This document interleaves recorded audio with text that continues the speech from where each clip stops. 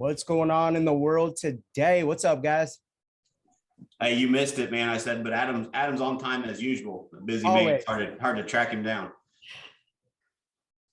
Hey, so we just kind of jumped in, Adam. We got people popping in the chat, asking some questions they want to get away, but we just kind of hit on what is a market shift and how do we identify it in your market? So if you're a team leader listening, why don't we talk about what are some things that maybe you can look at to determine, is my market shifting or is it trending towards a shift coming soon? Leah, you want to give us some pointers there that that you think maybe kind of determine what a shift is? Yeah, so in our market, we have started seeing, I know I just had a situation last week where I was under contract with a lead that I had been working probably for a year, and they finally were ready to get out there and start putting offers in. And they brought up to me the fact that they had started noticing more price reductions on the market, and they felt like they had more room for negotiation on certain properties. And just them, for instance, they had started sending me properties that had been on the market for more days than what we had previously seen, through COVID. And he started negotiating price on the property, which is interesting to see because we haven't really had that. And negotiating price by maybe like 5,000 or whatever. We got under contract on one property that had been on the market for 11 days. We were able to get the price off of that particular property about 7,000. We got to the inspection. There were things, it was not a bad inspection report at all, but he canceled during the inspection because the seller felt like they could go back on the market, get multiple offers. And the buyer said, that's ridiculous in this market. They were on the market already 11 days, whatever. So that to me is a sign already that some of the leads that we are working with, they are recognizing also that we're having price reductions in the market. We're having more days on market. And if they see a property that's on the market for longer than a week, it's either something's wrong with the property or they feel like they have room to negotiate. And that to me is one of the first signs. But the other thing there is that buyers are willing to cancel more quickly. This was not a terrible inspection, and we're back under contract this week on another property. So that right there to me signifies that, we are starting to see that. We do have a lot of price reductions happening in our market. We have a lot of agents. We just trained on this in one of our team meetings last week that we have a lot of agents that are holding open houses and they're like, oh my God, get your offers in by Sunday because there's going to be multiple offers. And, they're still in this frenzy, but then you pull the property back up and Tuesday, Wednesday, it's still on the market. And we're like, well, what happened to all these multiple offers? Sure. And so that's just kind of what we're seeing in our market. And, I feel like also what we're seeing, and I think it's important to recognize, and for agents especially, leads cannot be worked the same way that they were worked before, because now with the leads, what we're starting to see is they're on the fence a little bit more. They're not so quick to hop into a home. You talk to them one day and you're having to follow up with them the next day to make sure that they actually got pre-approved with the lender or talk to a lender or whatever. And it's more of the, no, well, I might just wait. I don't really know what I'm doing, but Sure. Before it was quick to get in the homes. So, well, I think it's important to note too, the market that we're coming off of is not normal, right? Mm-hmm. And so the market was so tilted and it was such a seller's market that yes, the market is shifting, but it needed to shift. It couldn't stay how it was. And so I think that's important to note too, as an agent and as a team leader, don't panic. It's going to shift. Shifts happen, right? It's part of the business. But I think this is a needed shift. We got thrown another curveball with interest rates rising, but I mean, the market was really easy and then it got challenging because now how do you find a buyer property, right? That was our challenge. Now the challenge is we're experiencing a lot of the same things you are, Leah. We have houses stay on the market a week, which is like, oh my God, that's crazy. And then we have houses selling with under asking price, or buyers are also getting cold feet because when they went under contract, they were at 4% interest. Now they're at 5 or 6%.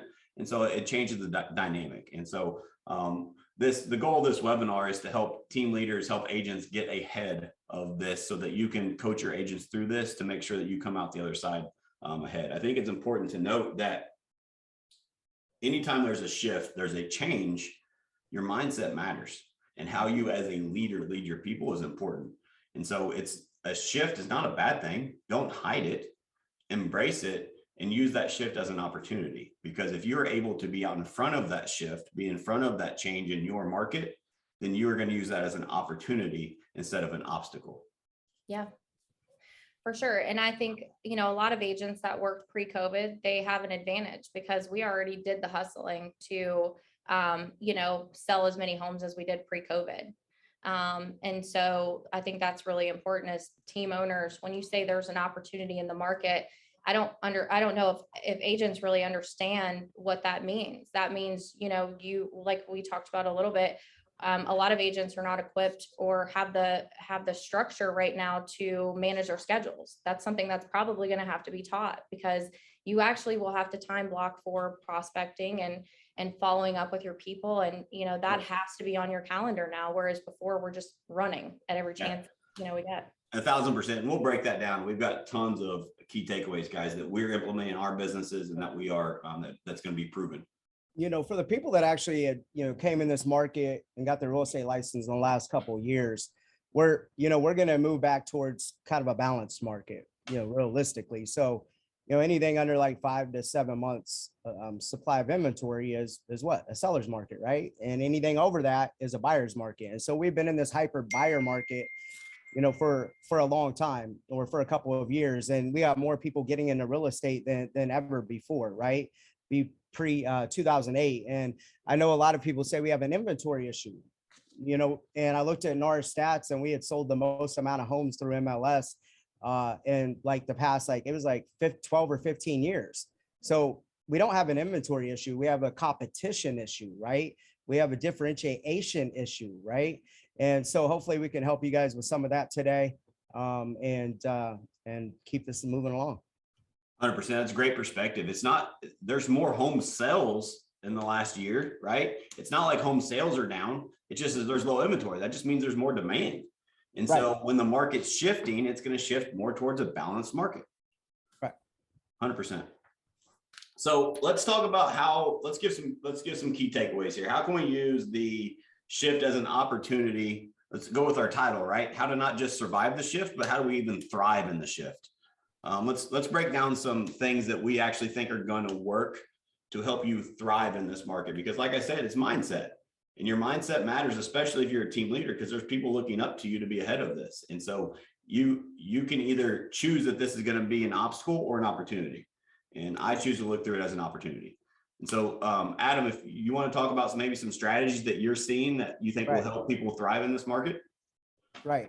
You know, for me, I think we're going to see the people that are actually disciplined in running the business in terms of systems, structure, profitability, tracking numbers, leadership, building culture, developing, you know, scaling their systems. All of those things are actually going to come into play. The marketing piece, the branding piece, the unique value propositions. It's really all collective. And I think we've seen a lot of expansion, man. We've been growing. Like I remember when you partnered with me, you're 200, you know, units and up over 800 around there last year, over 1,000 this year. You opened 4 expansion offices. You know, like you're doing amazing things. You're doing it the right way though. But we look around and, you know, we're about to see whose growth was real and whose growth wasn't. And so I think, you know, through the last couple of years, it's been high tide. We've been, you know, swimming around in money. Everything's been easy.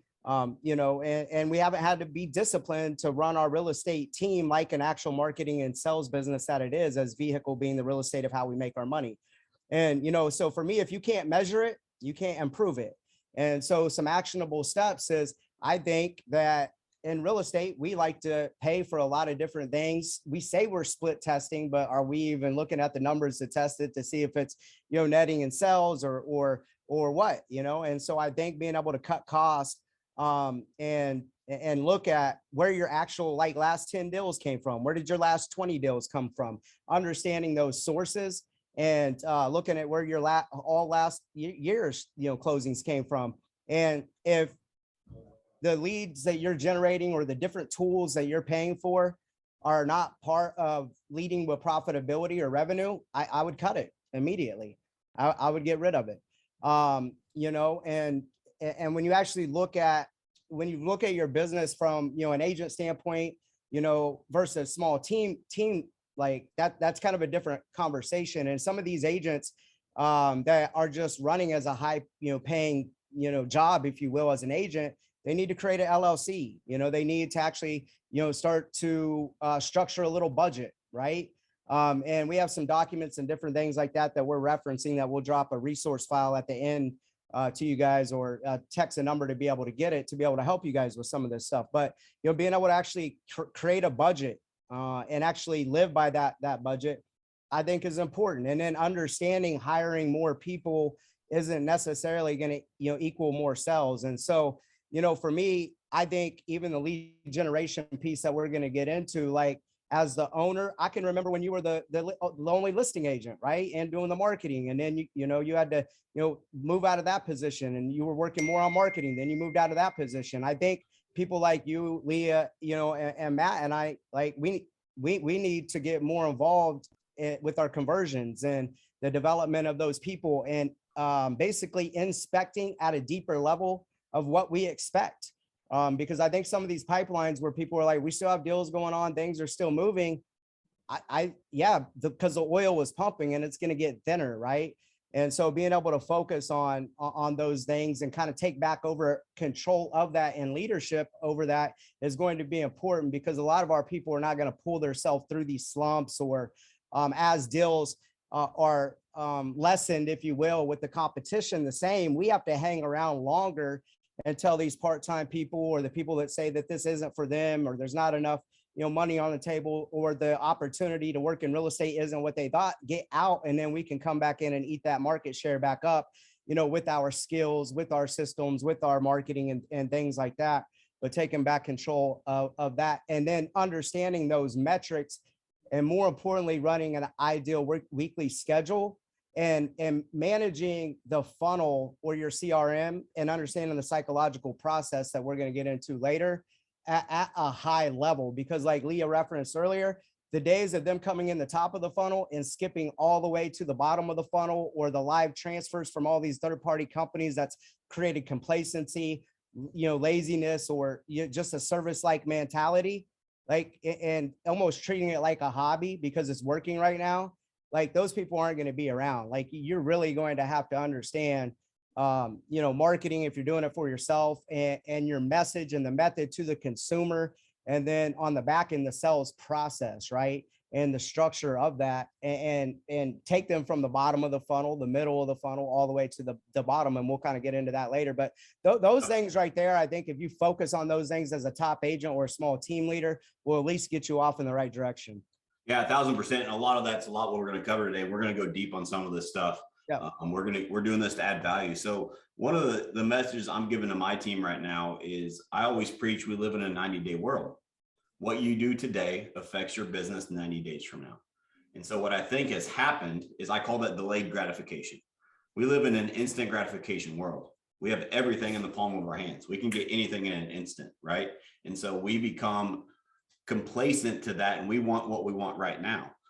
And I think we've been able to get that a bit in real estate given the market conditions, right?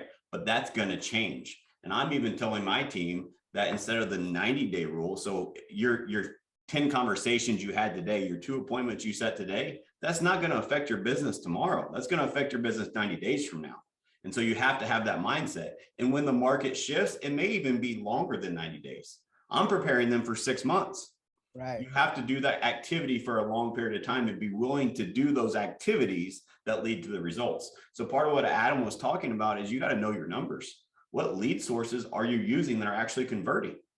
What's your return on investment on those lead sources? What's your process and system for that lead source? What is your scripting and dialogues that you're using with your team? When's the last time you picked up the phone and started calling them as a team leader to really, really maximize the opportunities that are coming in? Because I have a feeling opportunities are going to be less. And so it's going to be all about you being able to maximize those opportunities. And so it's our responsibility as team leaders to set them up for success, to make sure that they can maximize those opportunities.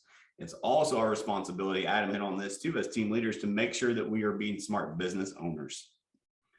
So a lot of people think they can outmarket a changing market. And maybe you can to a certain extent, but without the processes, without the skill set, without the action that's being taken, the marketing doesn't matter if you don't have the skill set and the process behind it to maximize that marketing. It's very true. I think I was talking to a top team that they rely heavily on Zillow live transfers, and they were getting 200 Zillow live transfers a month, and last month they got 60.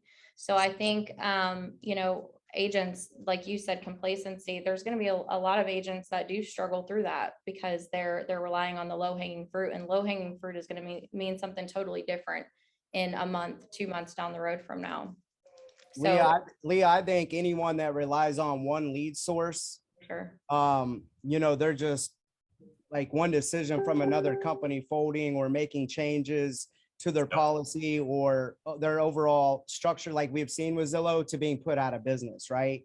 And so people need about 3 lead sources, 3 pillars of business, and when you ask about what like we should be doing. So for example, we used to crush it with our call center with expired and FSBOs, right? But the market we were in, it wasn't worth the labor, the time, and the competition to go after that low hanging fruit.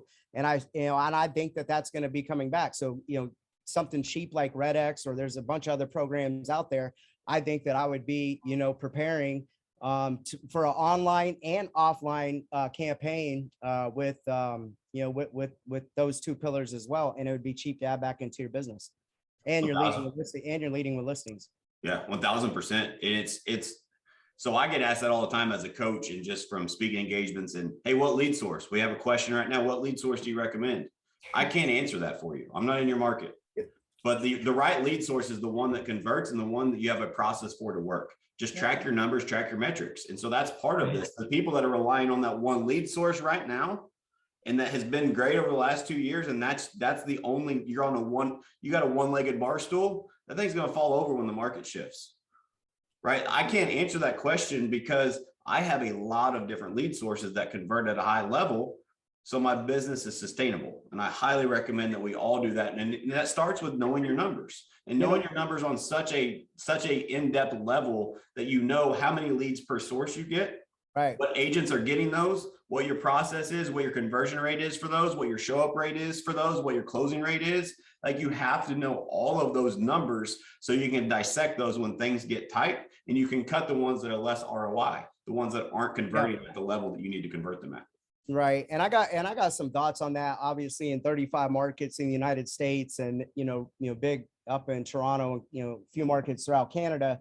What I found is, like, if you don't have a marketing budget, once again, a budget, and you're allocating funds to it, when you're generating leads, you can't just generate them for a couple months. Like what Matt is saying, like, you have to be able to collect the data, and the agents calling and bringing you the data have to be people that you trust and respect. And it's pure like data, and the skills are there. And so you're going to have to stick with it for a while. But what I found is, if you don't have a budget, go hire a bunch of these third-party companies that we talked about, right? That are pay to play or low, cost to be able to get that coming in, but you're paying high referral fees, right? And you want to get your cash turning over, so then you could take that referral fee money that you're giving them, and then you can start to put that into your marketing, and you're doing it, and then build your margin into that, right? And what I would say from all these other companies, or like Matt said, this, whatever CRM is going to that you work, that's the CRM that's going to work. The CRM don't generate you leads. A Google lead is a Google lead. It doesn't matter what CRM it goes into. A Facebook lead, Yahoo, Bing, whatever, right? And so the process and how you nurture and how you follow up and how you communicate with the different stages that they're in to get them to the bottom of the funnel matter more. But being able to have a small sample size of data and track, how to track really quick if the marketing is good or not, is valid contacts. And I call it valid conversations for the people that have my inside sales call center sheet and my buyer sheet. And what I mean by that is, if they hung up on you, or whether you thought the call was a great call or not, it's a valid conversation, or we call it that's what it's called on the sheet, but it's a valid conversation, because if the name matches the phone number, the marketing is working, right? Like, you were talking to the decision maker, and you want to be able to scale, at least with internet leads, 8 to 10 valid of those to 1 appointment, qualified appointment, consultation, right? Something like that. And when most people have came into my network, my brokerage, our modern team, or our coaching company, they're up around 40 to 50 to 1. So, like, off that same data, you're getting 50 to 1, but if I put my people on it, I'm getting 8 to 10 to 1. Yep. So I'm getting almost 4 times the output, right? So things like that matter. And so keep that in mind. And you can scale that on every lead source, right? And so it's Right. it's the efficiencies there that you just broke down that are so important when things get tight, right? So there's a quote here: you succeed in good times not only because of what you do right, but also in spite of what you do wrong. Like, think about that for a minute. How many of us have been operating our businesses wrong, but we've gotten away with it because the market has been what the market has? And that's what we're trying to do, is you to open up your eyes, look into your business like you're a third party observer, and what would you do differently, knowing if the market shifted 25% tomorrow and dropped 25% tomorrow, what would you do in your business? Not saying you have to do all that, but list all those things out. What would you change? And now you're prepared. Take the top 3. Why can't you do those right now? Why can't you cut this lead source that hasn't said get you a closing in 8 months? Why can't you? Right? There's things that we can do in our business that we have not done because the market has been what the market has been. And I mean, I'm guilty too, but we have to get ahead of this. Otherwise, somebody put in here that you have to keep investing more in marketing. Absolutely you do. But are you marketing in the right places? Right. Are you spending the money in the right areas? That's right. important. Right. And I talked to a handful of people in higher end price ranges, like 800,000, $1 million. And if you're going to just work SOI or referral business, and it's working for them, that's great. But when we shift back closer to a buyer's market or a balanced market, I shall say, that strategy isn't going to work. You know, most of my people, like Matt said, or Leah was referencing, like they know where their business is coming from in 3 months, 6 months, like Matt also said, right? Like we're running a predictable business.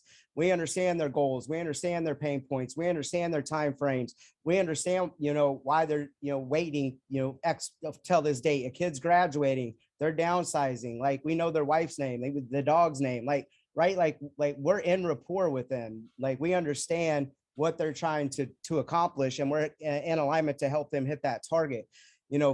For sure. And when you step back and you look at it, it's like, if that's the business that you want to run, there's raving fans programs, there's past client programs. So you don't have to spend that money on internet leads.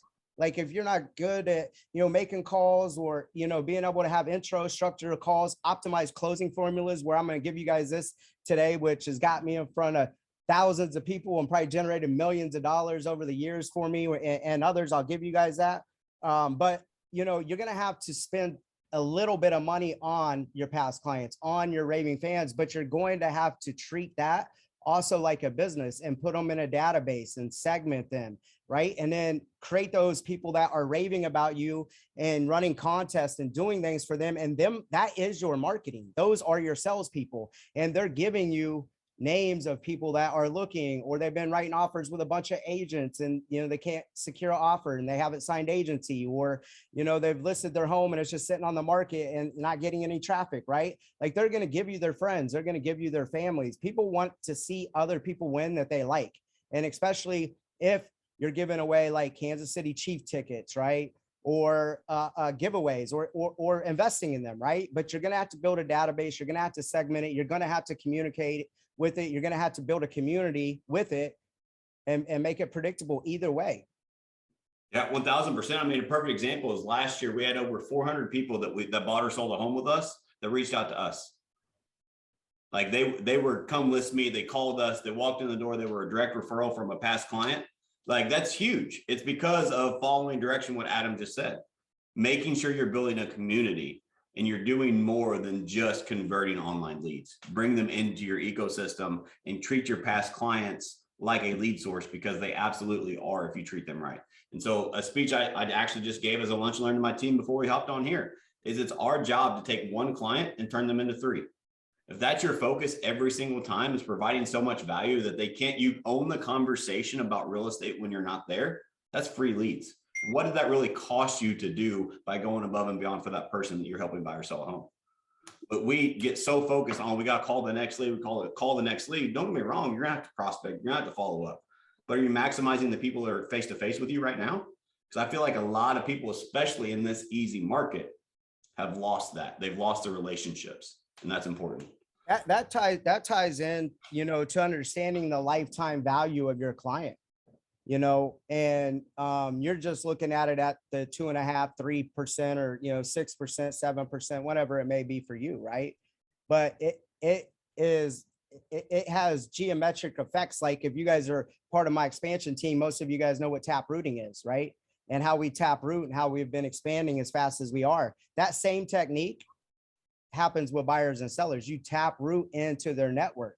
However, you got to have a good feedback loop, right? And you got to build testimonials. And so having a process for testimonials and documenting those in video and across multiple different websites is going to be important. And then understanding like your net promoter score of how well you did and being able to market that and stand on that with those testimonials if you're going to run that type of business. And it's essential for teams, right?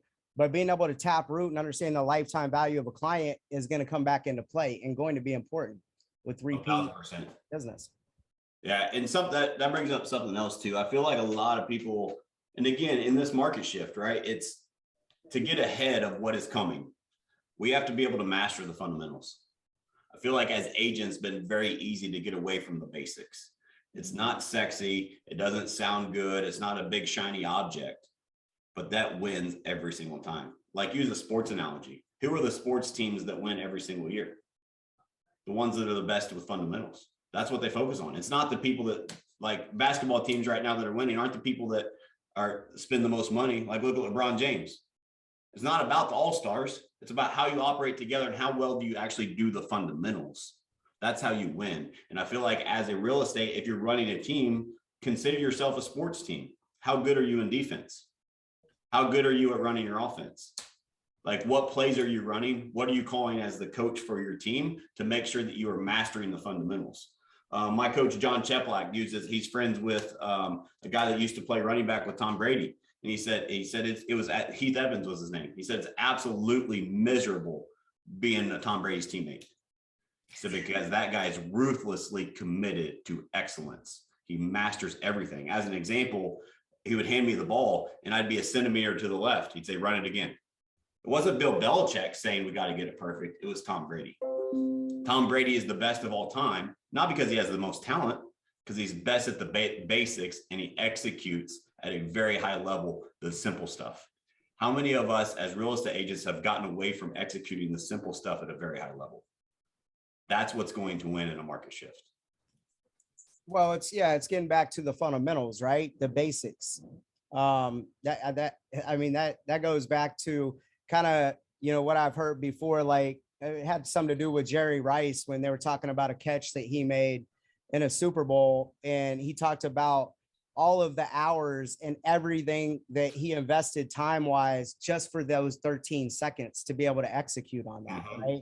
And the repetitive nature of that. And so greatness is, in the repetition and a couple of things, right? Like Bruce Lee said it best. I don't fear a man that practices 10,000 kicks. I fear a man that practices one kick 10,000 times. And, we can run a bunch of ads, we can generate a bunch of leads, but, like we're going to have to move and sift and sort, through a lot of volume and a lot of dirt, right? However, if you start to work on your marketing and you're constantly working on your message and your method on the back end and your deliverables of how you differentiate with like a home buyer advantage program stacked with the love it or leave it guarantee, the raving fan stuff, the home hunter alert, like all the stuff we teach our people to value stack it, right?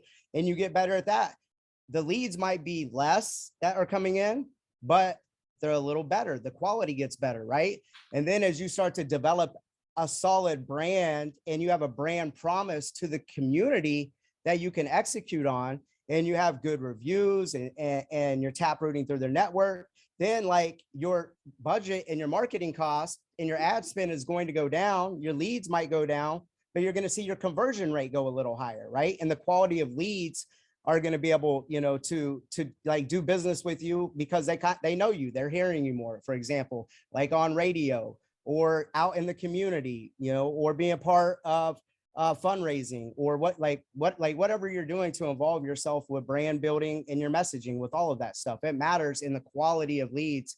But you have to come in and focus on it, and it's boring, and it's just a couple of simple things, even like with role playing and structure of calls and and optimized closing formulas. Like, some people have been like, man, like you've talked and trained on that for years. It works. I have it scaled.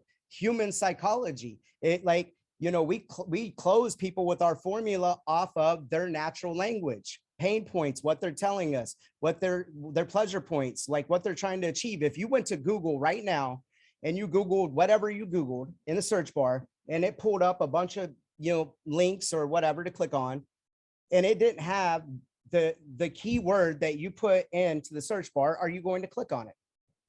No. And then if you click on it, if you don't see that keyword in the headline, right, or in the body of work, you're probably going to back off the page within 3 to 5 seconds.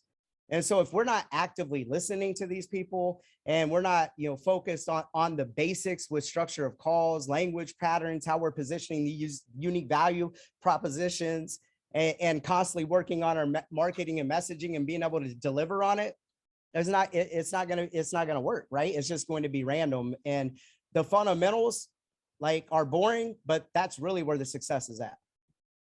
Yeah, 1000%. And it's what's cool about that is everybody can do it. It's not a shiny object. You don't have to pay for it. Anybody can do it. Just master the basics, master the fundamentals. Leah, you mentioned, I think it was you that mentioned discipline earlier. How do you feel like discipline is going to help people become more effective in this market shift? Well, first, there's a couple of things that you guys touched on that I was going to just point out, and only because I just recently moved my whole database of leads from one system to a whole new system. For team owners, I think there's a huge advantage to managing your database right now and just making sure that all of your leads are organized, your database is organized, people are set up on drips and e-alerts and all of the things that work for you while we're out showing homes or your agents are out showing homes, because we've drummed up so much business just from older leads in our database that we might have missed opportunities on because we have so many opportunities coming in right now. So the one thing I would say is that is huge for us. There's gold in your database, so organize your database for sure. And then you can ask my agents. I have a couple of them on here right now. I always tell them if it's not on your calendar, it doesn't exist. If prospecting is not on your calendar, that is the most important appointment that you can put on your calendar every single day.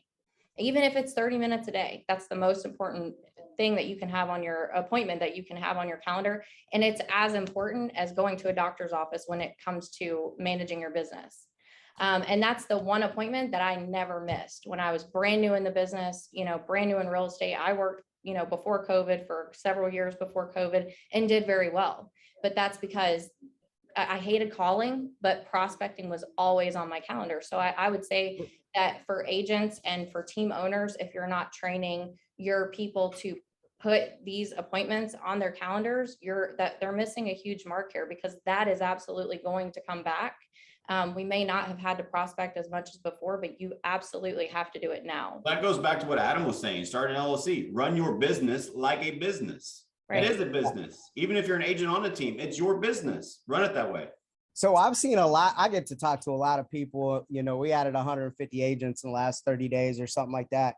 And we all kind of run different models and do different things. And it's crazy to me how some of these people, that join us, don't join us, or even with us, are pretty successful without lead generation or prospecting. Because back in my days, like I got in this market when everybody was getting out of it. Like we had 300 signs and yards and 9 homes pending when I jumped in as an ISA making $300 a week 12 years ago. So like that is a must, right? Like you don't miss that. You got to focus on it 2 to 3 hours a day, or it has to be 8 to 12 hours a day by a department, without a doubt. And so some of these people have been successful or been able to make it in spite of their income producing activities. However, this is what's going to differentiate good from great. Like we're going to see who's doing this, in a predictable way, and who's just hoping, and, they're doing a couple of deals with high volume and it's working out for them. But to really come from a trusted advisor role and communicate with that database, like Leah is saying, like you have to know what's happening in the marketplace.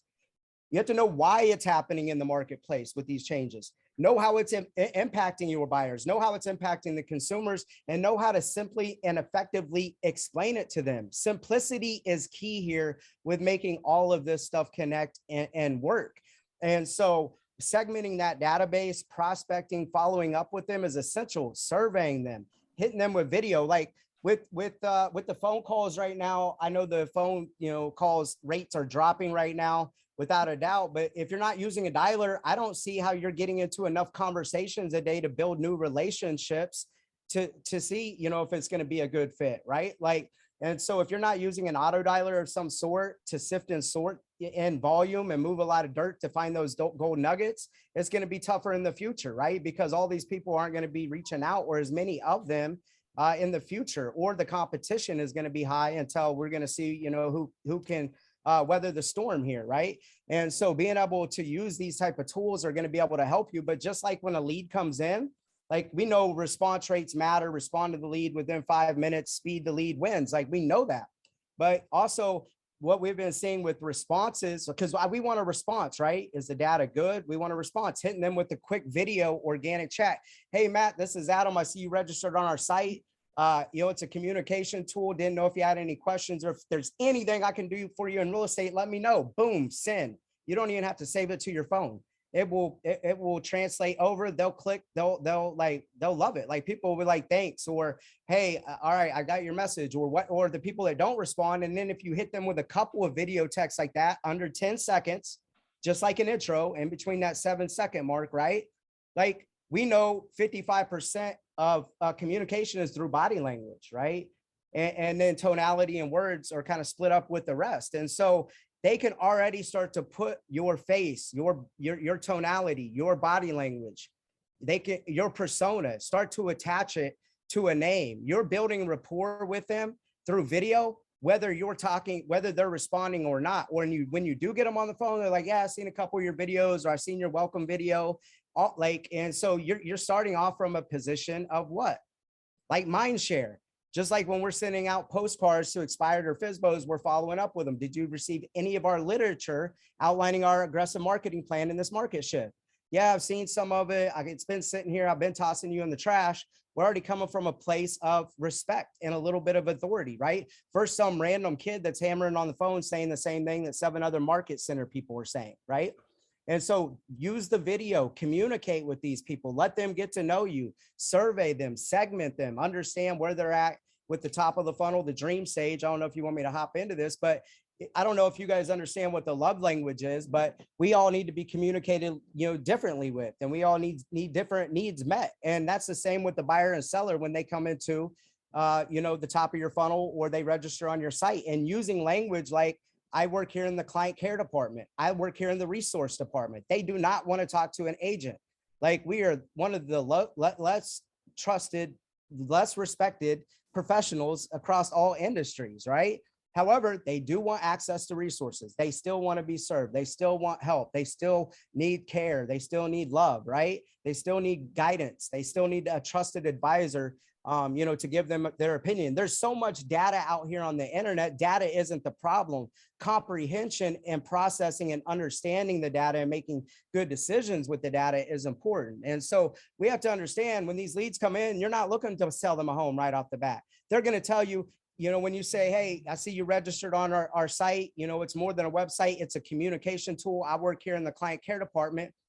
Didn't know if I could understand your situation or help you with, anything in real estate. Everyone's going to say, I'm just looking. I'm not in the market to buy a home. The website forced registered me, right? Because it's important to note that's not an objection, right? I love it when agents say, they told me they're just looking. What do I do? So you need to embrace it and tie an anchor around it and say, fantastic. Everybody is just like you, just looking. Like, fantastic, Matt. Most of the people that create an account are just looking, just like yourself. However, here's what I can do for you today. This is where we pivot to the structure of call. I can customize this site to fit your specific need, price range, area of town, bedrooms, whatever it may be. See, when the new homes hit the market, they're emailed out to you in real live time, or you can watch to see what homes are listing for and selling for in your neighborhood, because it's going to affect your equity position in your home. Okay.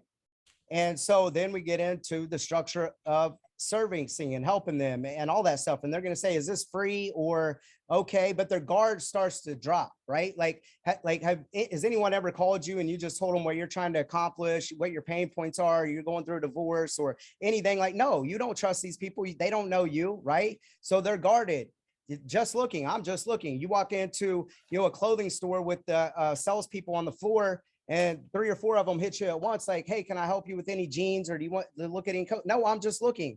But you're there for 10 minutes and you want to see some of these jeans on the top shelf that you've been looking for, and you found them and you want to try them on. You can't find the dang salesperson, right? So people don't go with you through these steps. And so, figuring out motivation too and time frame. A quick way, I always have a magic wand on my desk. Like, we go through their location, their amenities. We're like, I hate to break it to you buyer agents on here. Buyers don't shop for agents. They shop for homes. So they don't care about you. And so they're going to opt out of your drip alerts that, like Aaliyah was mentioning, if they're just a bunch of long-winded emails or texts or whatever. They want to see relevant homes in their email box. So customizing the home hunter alert is very vital to staying in their inbox for the 9 to 12 month cash conversion cycle that at least the buyers go through, and sellers are a little bit longer, and we can talk about that. However, making sure that that's customized correctly, but we still want to extract our information to see if we can help these people, right? Or to understand the next logical step in helping them with that. And a quick way to do that is, hey, Matt, if you had a magic wand, how soon would you like to be able to buy your next home? And I know, like, people laugh about it, but they'll laugh or say what? They'll say yesterday. Can't find one. You've been writing these offers, or 6 months. And then the follow-up question to that, we figured out time frame. Now the next thing is we have to figure out what needs to happen within that time frame. So, okay, 6 months. What needs to happen, Matt, within these 6 months? Well, I'm trying to save up for a down payment, trying to clean up a credit score, waiting for little Jimmy to graduate, whatever it may be. Now we know. And if we have those 2 pieces of information, we can have them eating out of our hands if our processes are right and our offers are tight and all of that stuff. And so it's like, okay, if it's a down payment, some people think that they need 20% for a down payment. They have enough, right? Or one of the things that we specialize in is, helping people boost their credit score or getting their credit back, to a level where they can actually purchase a home, right? And start feeding your co-marketing people's funnel. And I that's a structure. Hit us up one-on-one. I'll give you more of that, but I'll talk about the closing formula later. I'm going to kick this back to Matt and end it here with this segment, but there's a whole process with this. But when we talk about internet lead generation and all of this stuff, and the link with all the bunch of random documents I just threw in there that I thought would help, mid-tier agents, top agents, and small teams, is co-marketing agreements. And I've been through a bunch of compliance departments negotiating these, and we have a contract in there that we worked with past people that worked for RESPA lawyers to be able to structure this. And you need to have somebody that is investing with you in your systems. Like, for an example, hey, do you know your credit score? That's one of the things we can let you know for free without saying, are you pre-approved or are you pre-qualified? Those are sticky industry words that only we use or care about. The consumer don't care about that. So what do they care about? They care, what's my credit score? It's going to affect your buying power, right? And so, hey, we can let you know that in a matter of minutes or a couple hours. I just need to be able to get a little bit of information from you. And we take many pre-approval attempts and process with them with our partner, and we don't really use them, call them a lender, right? That is investing money in with us, and we're helping build his funnel, right? And then he's committed to our brand promise with communication timelines, responses, all of these different things. And so that's important. And then even when we're customizing price range, oh, how did you come up with this price range? I don't know, this is what I think, or this is what I can afford. Okay, do you know what your debt to income ratio is? No, what's that? Oh my gosh, like you need to understand that. That's going to affect your affordability of how much new debt you can carry with this mortgage.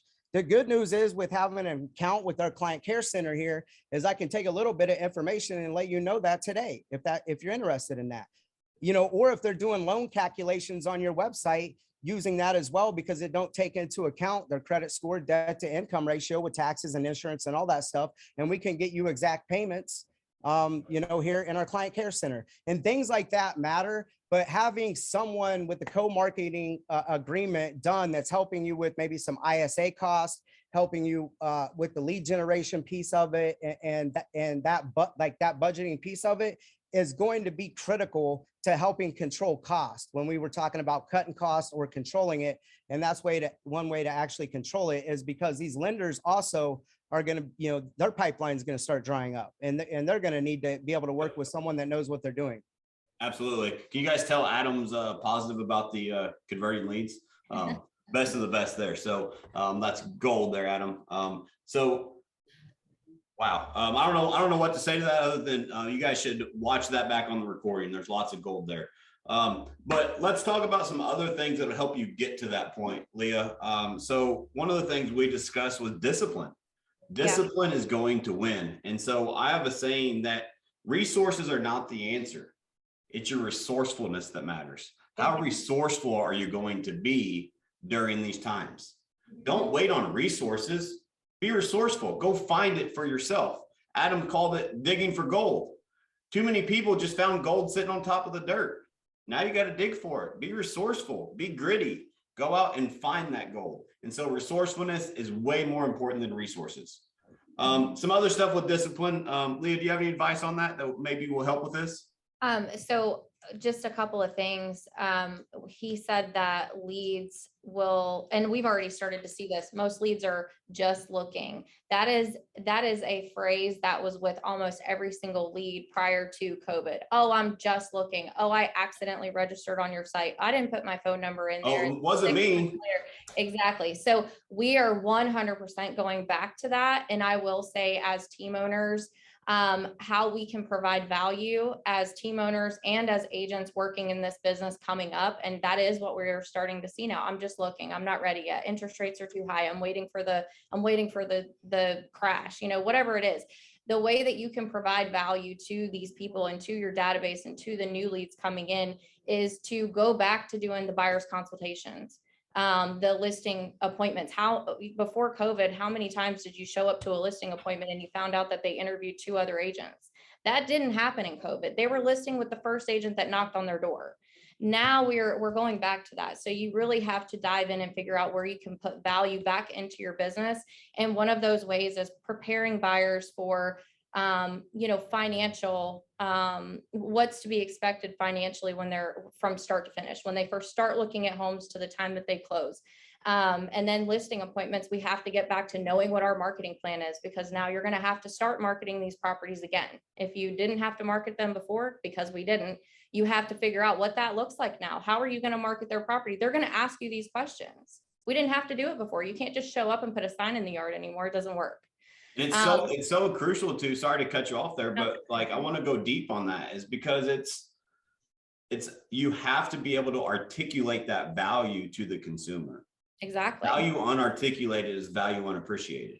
And when the market shifts, it's going to change from anybody with a real estate license can sell your house like that to you need to be partnered with the correct people that have the correct marketing plan, that have the correct business model. And here's what that looks like. And so you need to use this shift as an opportunity. Again, back to mindset, is create that value proposition of what that looks like, and how, more importantly, how you are going to articulate it and how your agents are going to articulate it to the clients. Because if you can't articulate it properly, the value doesn't get received. And then the next thing I'll say too, and we talked about this a little bit, and one of my co-marketing partners is on this call with me right now. Your relationships are going to matter so much moving forward. They may not have mattered as much in the COVID market where, we were just taking the first buyer that was already pre-approved with this XYZ lender. We had no idea who we were working with. That is going to go away. You need to make sure, and I'm very grateful for the relationships that I've built in my business, and I stayed strong to my relationships that I built through COVID. And because of that, I really believe that we will come out stronger on the other end. And like I said, my co-marketing partner, she's on here now, and we tag team all the time with leads. And because we do that, they stay in our bucket, and we do good together. So that is something that I think everybody, team owners, agents, need to focus on going forward. If you don't have relationships now, get that going, because that is going to be essential to your business. 1000%. Relationships is one of our core values on our team. And I just had a lunch and learn before this call. And we talked about building better rapport to build better relationships, not only with vendors, but also with the clients. And so if you have better relationships with your clients, you're going to own that conversation when you're not there, right? All this ties together. Back to discipline. Okay. I want you, so this is more towards team owners, but everybody's a leader. Whether you know it or not, everybody's a leader. You're a leader to somebody in your life. There's people that look up to you. Are you actually leading by example? Because you're going to have to in this market. You're going to have to lead from the front. The discipline in your organization that you need starts with you. How disciplined are you? Are you leading by example, or are you just sitting on top of the mountain pointing your finger? You have to be willing to get in the trenches and show that discipline and demonstrate that to your team. Mm-hmm. Demonstrate the discipline that you want to see out of your team, and they will follow suit. Also, time management. We talked about ideal weekly schedule. We talked about all that, but time management is bullshit. It doesn't exist. We all have the same 24 hours in a day. It's choice management. Yep. What you choose to do with that time, and how disciplined are you with your choices, and are you doing what's most important during this shift? Because it's not going to be, hey, I'm just going to wait for the right buyer to call me. What are you doing with your time? What choices are you making to make sure that you are doing all the stuff that we just talked about? All right. So I got some thoughts on this, and it's about staying in high leveraged and high income producing activities and upping your hourly worth, right? And even with agents, we've all been on the roller coaster effect, right? We made a lot of money, we went broke. We made a lot of money, we went broke. What happened? Why did you fall all the way to the bottom and then get frustrated again? Anxiety kicked in, your back's against the wall. And then for some magical reason and moment, you shoot back up and have another great month because you disciplined yourself, because survival mode kicked in. You have to pay bills. You have to put food on the table. You need baby formula. You got to pay the electric bill, right? All, like, you got to pay gas, right? Like all of that stuff. And, you know, if you just focus on the things that generate income, and they might be hard or tough or things that you don't like, right? But as you do them daily, like Leah was saying, a couple hours a day, or this is what you're focused on, and you eat that frog in the morning, like it's like you're on autopilot. You just go through it, and the uncomfortable becomes the comfortable with disciplining yourself. Matt and I run a group called, Hard 75. And, when we first started doing it together, I don't know, like 3 years ago or something. And like, we all kept getting better at because we were disciplining ourselves, whether it was reading, writing, creating content, being present, taking them cold showers, working out inside, outside twice a day, right? Drinking a gallon of water, like, eating clean. All of these things had to be able to, like, it teaches us discipline. I know that some people are like, man, like, and we're posting a picture today, like, you guys look great. We weren't doing it for our looks. We were working on our mental model and how to discipline ourselves, our personal lives, and in our business, right? And so if you discipline yourself to stay in these high producing activities, prospecting, selling, negotiating, and going on listing appointments, then your business isn't going to have a dip. We're all going to dip. And even when I coach people and do these one-on-ones, it's like, we're all going to dip a little, but how far are you going to dip? That's going to be the question, because we have to get things into escrow. We have to get them out of escrow. We have to, keep prospecting. We have to keep going on listing appointments, keep going on buyer appointments, but we have to stay in these positions that drive the revenue, right?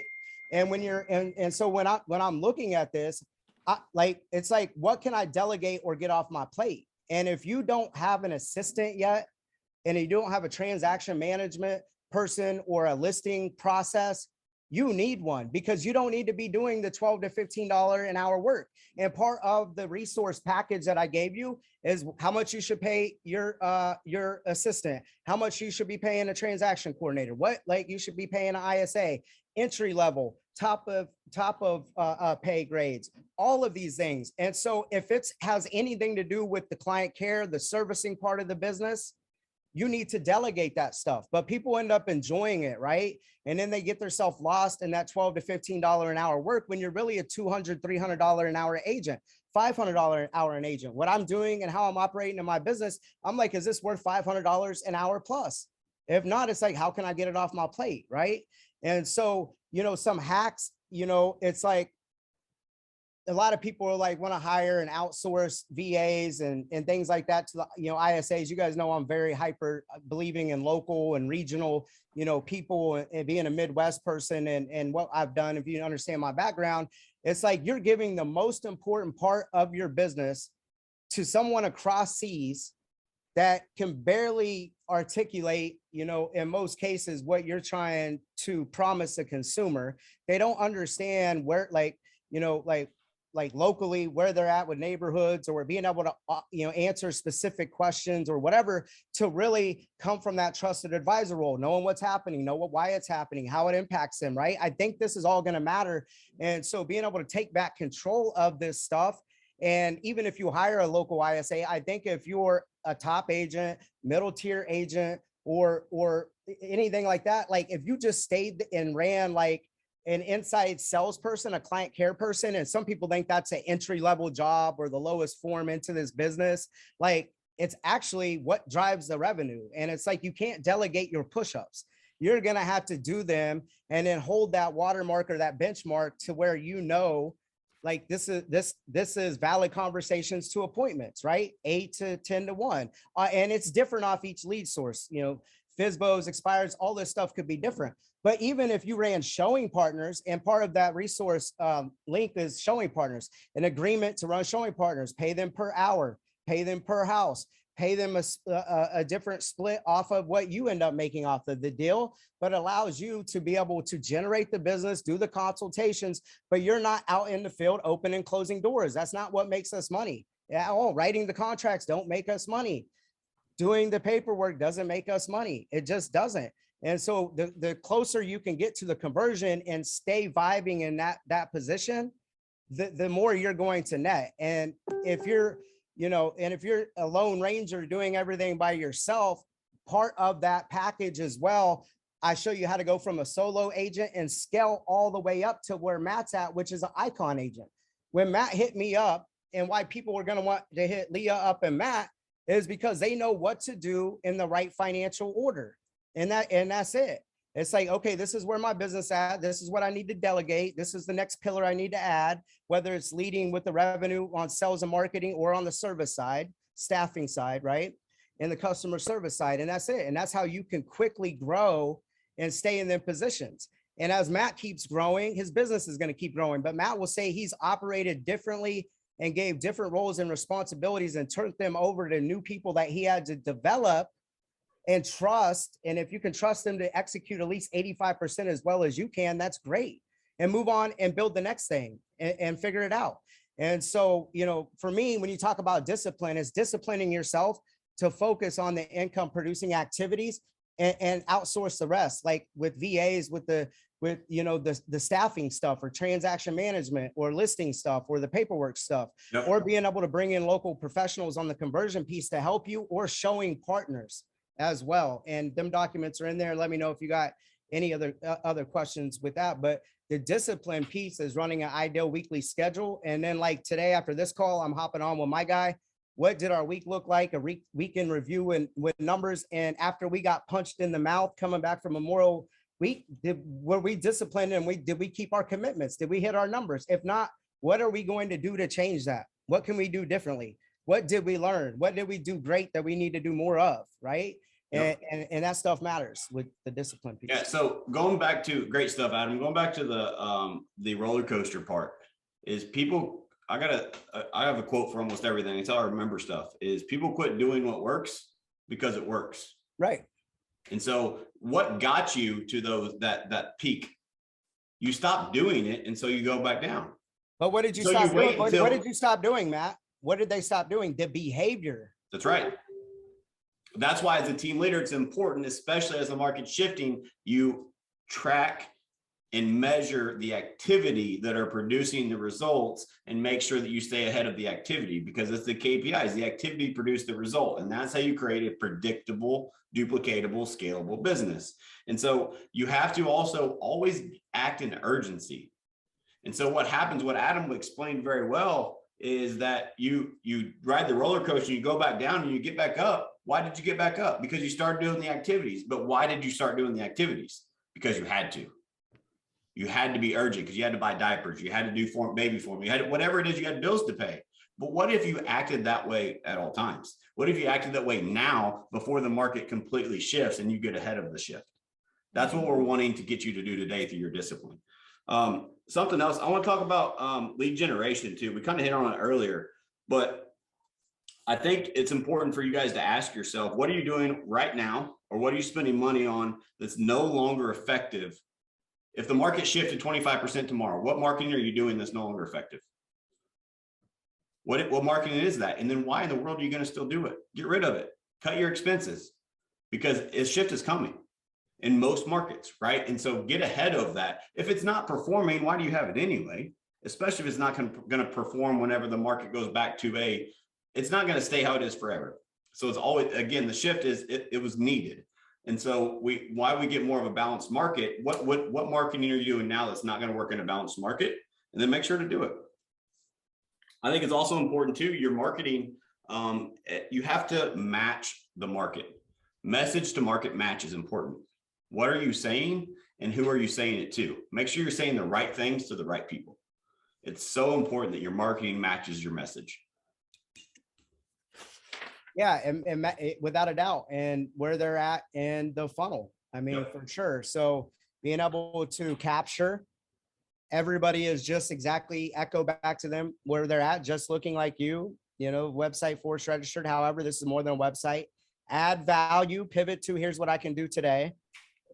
Add that value, understand motivation, time frame, and then start dripping in your unique value propositions, and being able to split them out in different videos or talk about them, and then hit them with this formula right here. We're like a little over the top of the hour. We, got late, but I'm going to give you guys the formula. So grab a pen and a piece of paper. I like to give you guys some information. And also that is a technique. Grab a pen and a piece of paper. I grab attention back to them, and I use that a lot too. Whatever they're trying to achieve, or whatever, they finally start to open up and tell you what they're looking to do or target they're trying to hit or time frame. We specialize in it. Use this ethically, guys, because if they believe you, you're going to get in front of people and they're going to give you an opportunity because it is their language. It is their keywords. It's like going to Google and searching for it. So one of the things I specializes in is working with VA veterans, just like yourself.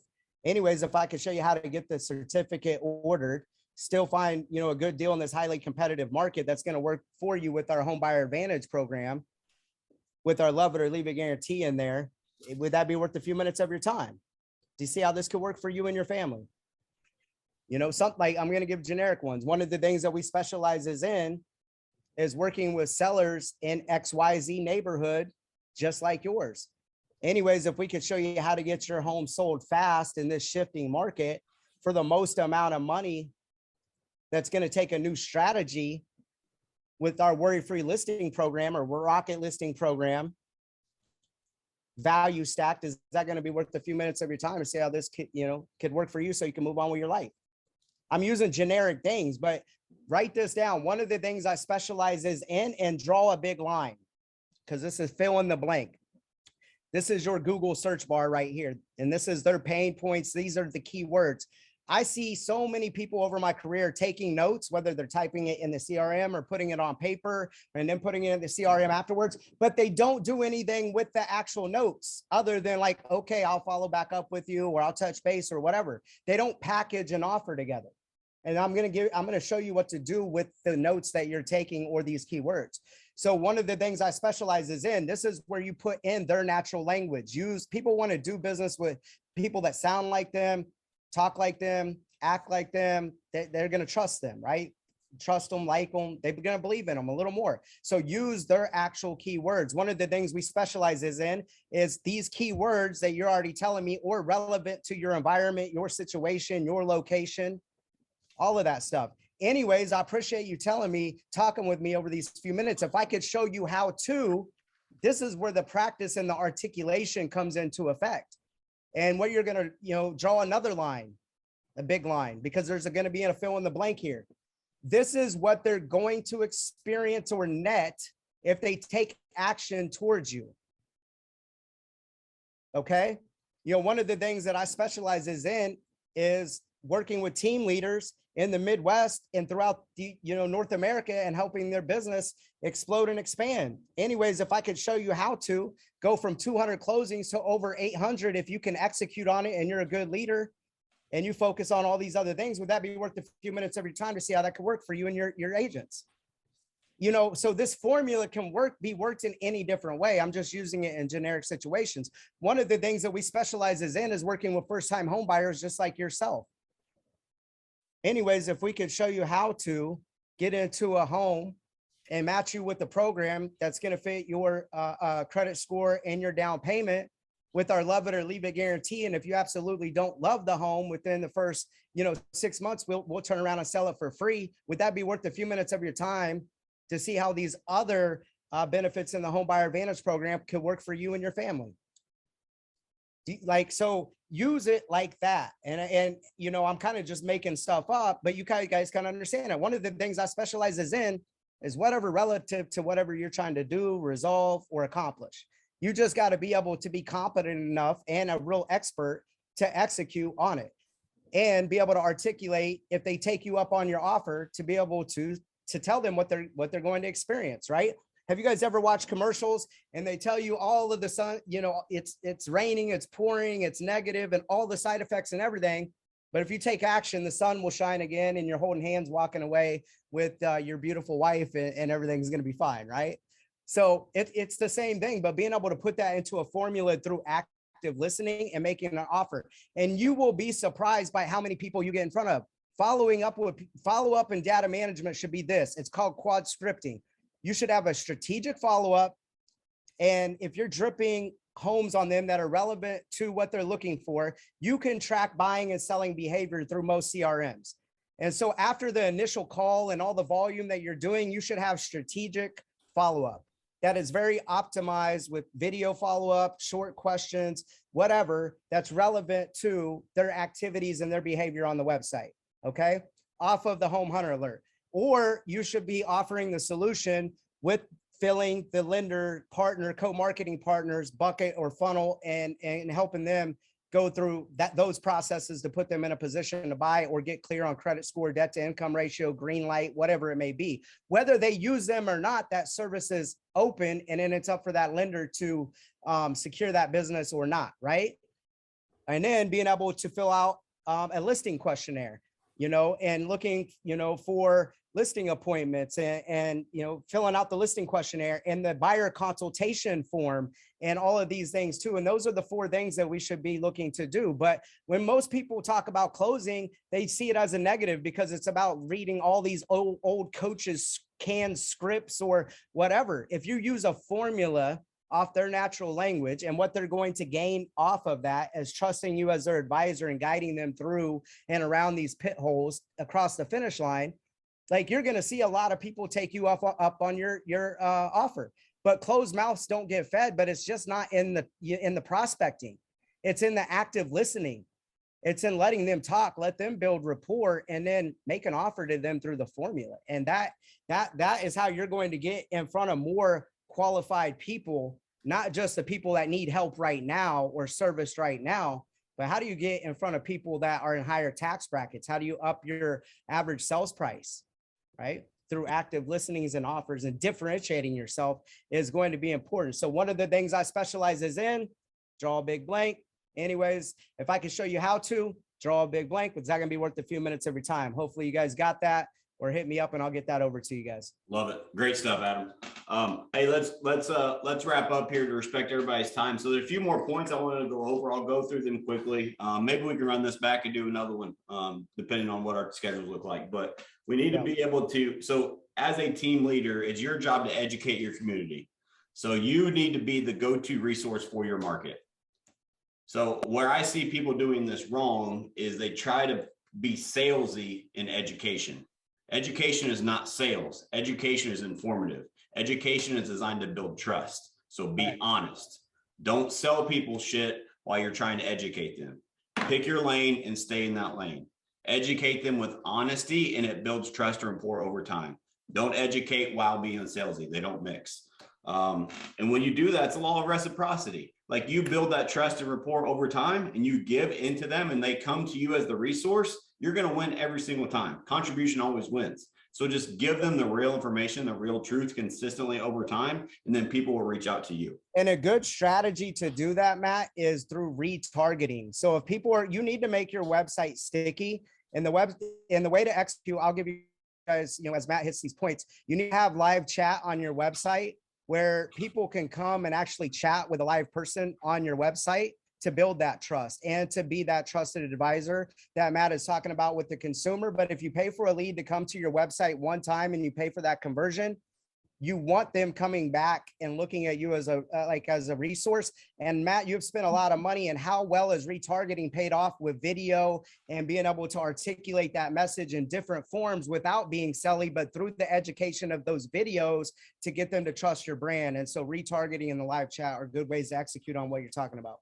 1000%. And it's so much bigger than you even realize. You can't track it all, because what it does is it builds trust and rapport with people in your database. And now when your ISA, your agents are calling to follow up, now they're more ready, and you've built that brand awareness and that trust and that education over time without you even knowing it, because you've been retargeting and sending those valuable information over time. And so what happens is now the ISAs, your agents, have easier conversations, set more appointments, all because you educated them over a period of time. Next thing, education. Also, you need to educate and prepare your agents. It's part of what we're doing here, is make sure you stay ahead. They need to know what's going on in the market. They need to know what scripts and dialogues to use. They need to know what they need to know in the market shift. If you're a team leader, you have agents underneath you, it is your responsibility to set them up for success. And if you don't want that responsibility, get the hell out of the business, because it's your responsibility to set them up for success, and you have to own that, and you have to be out in front of that. So educate them and make sure they understand what is going on in the market and what strategies are needed for them to win. They trust you to support their family. Make sure you actually follow through on what they trust you for. So what's a way to execute on that? Morning huddles, morning role plays, weekly meetings, doing call nights with them together, jumping on the phones with them, doing one-on-ones, getting back to the basics of developing your people. You can have all the systems in the world or delegate, but if you don't have the talent to run those systems, it doesn't matter. And That's so right. there's some executable items. And all that too that leads by example, like jumping in and making calls with them, being a part of role play, being a part of call nights, being a part of all of that stuff to add value to them. It's also important to just get back to the basics, right? How many of us got away from buyers consultations whenever it was the easy market? You should be doing a consultation with every buyer. Part of that is the education process.